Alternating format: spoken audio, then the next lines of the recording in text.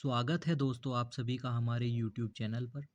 और आज हम हिंदी साहित्य में भक्ति काल से रिलेटेड महत्वपूर्ण प्रश्नों को करेंगे जो परीक्षा की दृष्टि से बहुत महत्वपूर्ण है। निम्नलिखित में विष्णु संप्रदाय को किस संज्ञा से भी अभिहित किया जाता है, यानी और किस अन्य नाम से जाना जाता है? तो विष्णु संप्रदाय को अन्य नाम रुद्र संप्रदाय से भी जाना जाता है। इसमें इनको संज्ञा दी गई है। अगला प्रश्न है कि मान सहित विष खाए के शंभु भये जगदीश, बिना मान अमृत पिए राहु कटायो शीस। इन पंक्तियों में ये किस कवि की पंक्तियां हैं, ये हमें बताना है। तो इसका सही उत्तर हो जाएगा ऑप्शन ए, रहीम। अगला प्रश्न है मदनाष्टक के रचयिता का नाम क्या है? मदनाष्टक के रचयिता का नाम क्या है? तो दोस्तों इसका सही उत्तर है रहीम। मदनाष्टक के रचयिता का नाम रहीम है। अगला प्रश्न है कि कवित कहियो दोहा कहियो, तुलो न छपै छंद, बिरछियो यह विचारी के यह बखे रस कंद। यह काव्य पंक्तियां किसकी है? तो इस प्रश्न का सही उत्तर हो जाएगा रहीम। रहीम के सभी महत्वपूर्ण प्रश्नों को हम कंप्लीट कर लेंगे। प्रश्न है कि रहीम कृत मदनाष्टक की भाषा क्या है? तो इसका सही उत्तर हो जाएगा खड़ी बोली। खड़ी बोली रहीम कृत मदनाष्टक की भाषा है। अगला प्रश्न है कि खेट कोतुमकम किसकी रचना है? खेट कोतुकम किसकी रचना है? तो इसका भी सही उत्तर हो जाएगा रहीम। खेट कोतुकम रहीम की रचना है। अगला प्रश्न है कि उत्तर भारत में भक्ति का प्रसार करने का श्रेय किसे प्राप्त है? तो उत्तर भारत में भक्ति करने का श्रेय किसे प्राप्त है? उत्तर भारत में भक्ति करने का श्रेय ऑप्शन नंबर सी, रामानंद को प्राप्त है।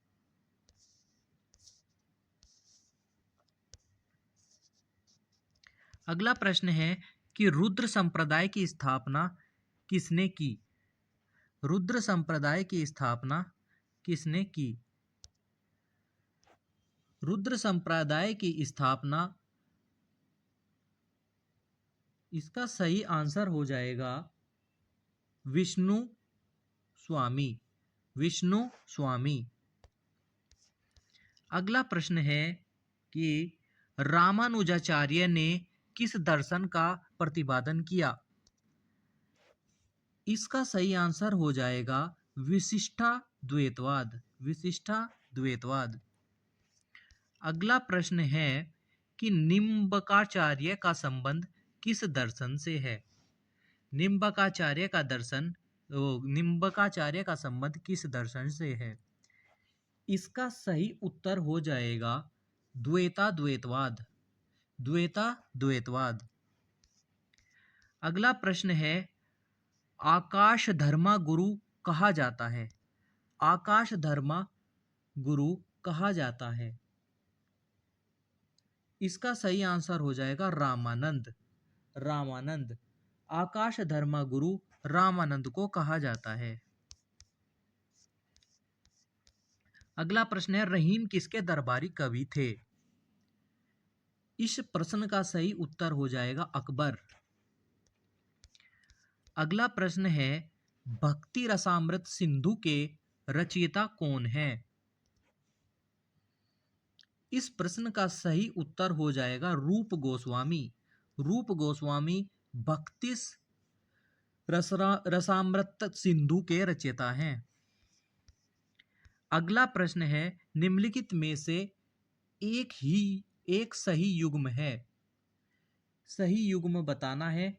इसका सही उत्तर हो जाएगा वल्लभाचार्य शुद्ध द्वैतवाद। यही सही है, बाकी ये सब गलत हैं। अगला प्रश्न है अद्वैतवाद के अनुसार क्या कहा गया है? अद्वैतवाद के अनुसार कहा गया है कि जीव और ब्रह्मा एक हैं। जीव और ब्रह्मा एक हैं।